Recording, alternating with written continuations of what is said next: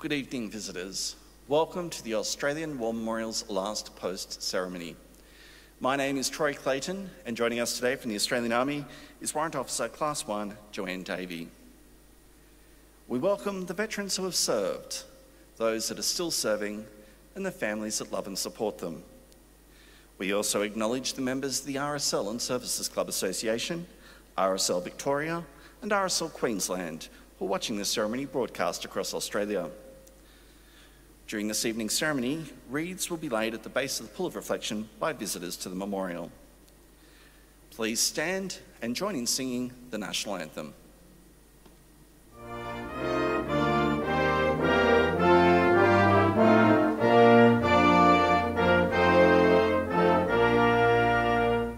Australians, oh, let us rejoice, for we are young and free. We've golden soil and wealth for toil, our home is birth by sea. Our land abounds in nature's gifts of beauty rich and rare. In history's page let every state advance Australia fair. In joyful strains then let us sing, advance Australia fair. Thank you. If you're able, please be seated. The Australian War Memorial was the vision of Charles Bean, Australia's First World War official historian. Bean landed with the Australian troops on Gallipoli and stayed with them at the front through to the end of the war. The idea of this national memorial and museum came to him at Pozières, France, in the depths of the bloody fighting of 1916. Bean's idea was that this would be a place where families and friends could mourn their loved ones buried in faraway places. It would also be a place that could help all Australians understand what these men and women had endured and what they had done for us. Bean's vision, to which we remain true, is best expressed as inscribed in the entrance to the memorial's galleries. Here is their spirit, in the heart of the land they loved, and here we guard the record which they themselves made. Tonight, we will read the story behind just one of those on the Roll of Honour, which lists the names of more than 102,000 men and women who have given their lives for us in war and operations for more than a century. But first, we present a lament, Flowers of the Forest. Wreaths or floral tributes will now be laid at the base of the Pool of Reflection.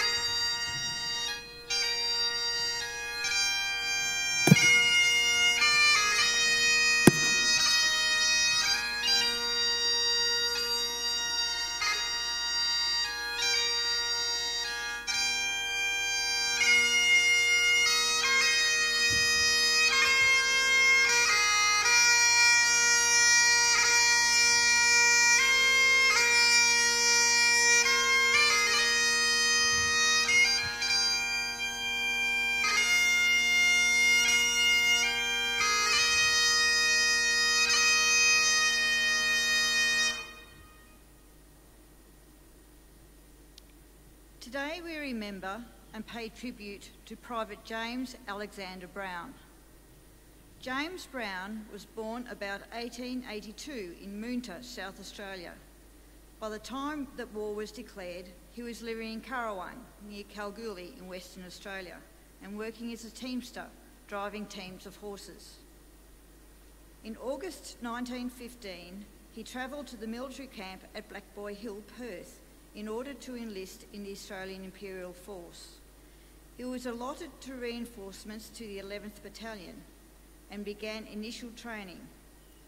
As he was too late to join the Gallipoli campaign, he joined his battalion in Egypt.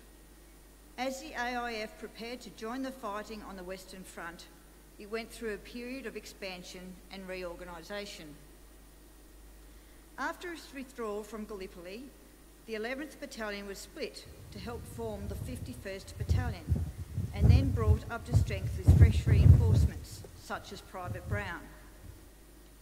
The 11th Battalion sailed for France in March 1916. After a period of acclimatisation and training for the European battlefield, the 11th Battalion moved up to the front line in mid-May. Its first major action came in July at Pozières in the Somme Valley. The attack was a costly success. Amidst heavy casualties, the 11th Battalion took the 4 German trenches and, in the confusion of battle, advanced beyond their limit of exploitation, entering Pozières and becoming embroiled in close quarter fighting. During the night of the 24th of July, the Australians attacked again, but the 11th was forced to withdraw after suffering heavily from friendly and enemy shelling. In the morning on the 25th of July, further casualties were sustained by artillery fire before German infantry launched a counterattack. While the Australians managed to hold their ground, Brown was wounded, suffering from a shell wound to the ribs.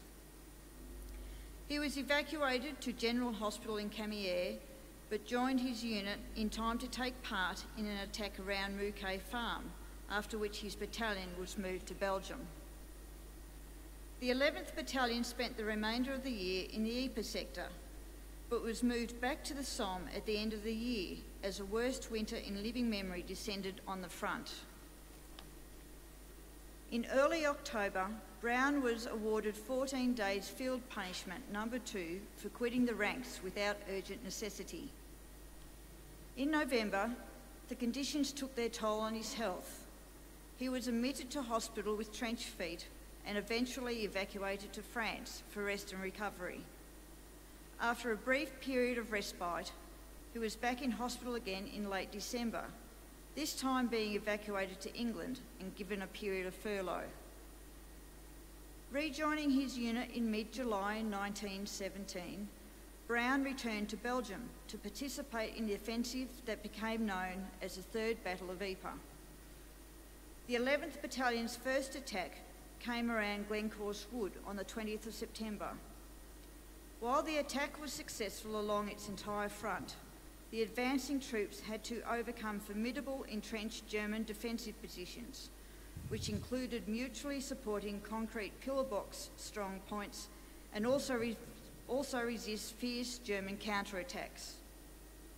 The 2 AIF divisions involved sustained 5,013 casualties in the action, and the 11th Battalion alone lost 46 killed and 100 wounded. Among the dead was James Brown. 35 years old at the time of his death, his grave was lost during later fighting, and today he is commemorated on the Men and Gate Memorial at Ypres. His name is listed on the Roll of Honour on my right, amongst almost 62,000 Australians who died while serving in the First World War. This is but one of the many stories of service and sacrifice told here at the Australian War Memorial. We now remember Private James Alexander Brown, who gave his life for us, for our freedoms, and in the hope of a better world. Please stand for the reading of the Ode and the sounding of the last post.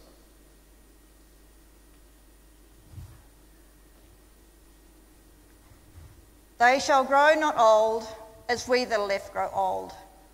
Age shall not weary them, nor the years condemn. At the going down of the sun, and in the morning, we will remember them.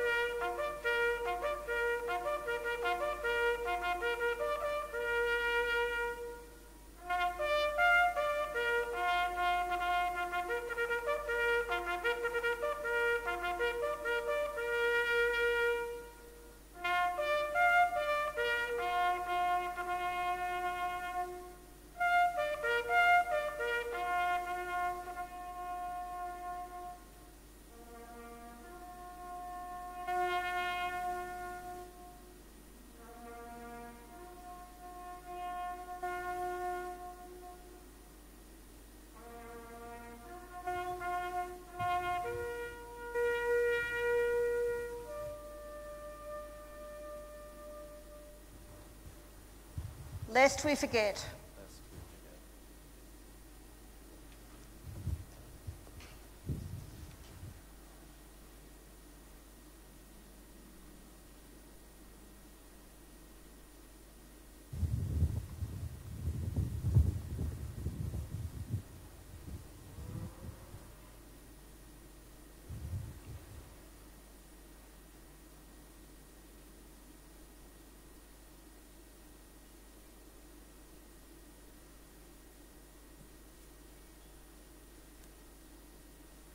We leave you this evening with the words of the memorial's founder, Charles Bean. Many a man lying out there at Poziere or in the low scrub of Gallipoli, with his poor, tired senses barely working through the fever of his brain, has thought in his last moments, well, it's over. But in Australia, they will be proud of this. Ladies and gentlemen, girls and boys, that concludes the last post ceremony. We'd like to thank you for visiting the Australian War Memorial and wish you all a very good evening. Thank you.